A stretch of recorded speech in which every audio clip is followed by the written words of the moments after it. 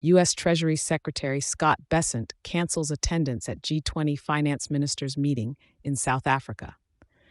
In a surprising move that could have significant diplomatic repercussions, U.S. Secretary of the Treasury Scott Bessent announced early Thursday that he would not be attending the upcoming G20 finance ministers' meeting scheduled in South Africa.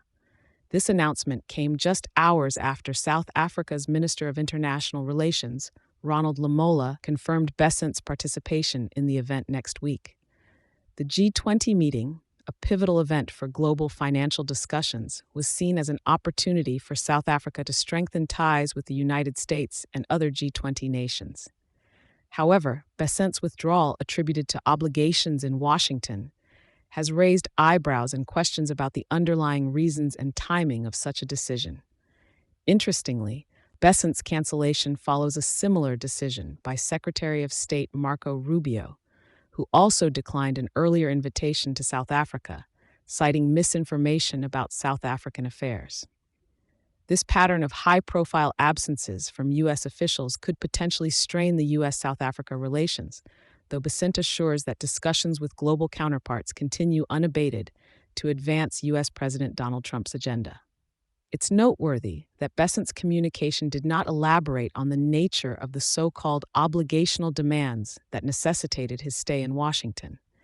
Instead, he confirmed that a senior U.S. Treasury official would attend the G20 meeting in his stead, maintaining a U.S. presence at the gathering.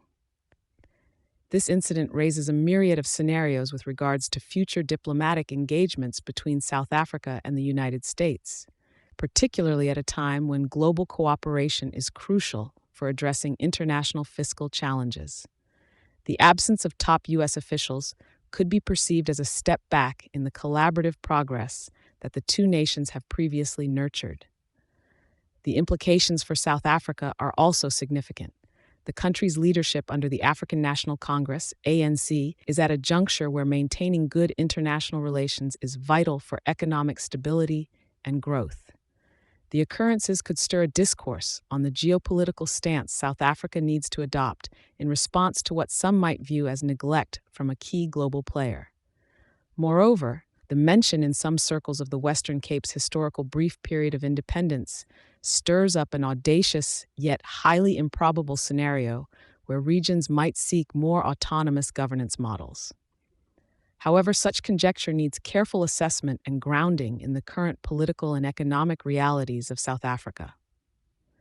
As South Africa prepares for the G20 finance ministers' meeting, sans the physical presence of U.S. Secretary Scott Bessent, it will be interesting to observe how the event unfolds and what steps both nations take to either bridge or widen their diplomatic engagements.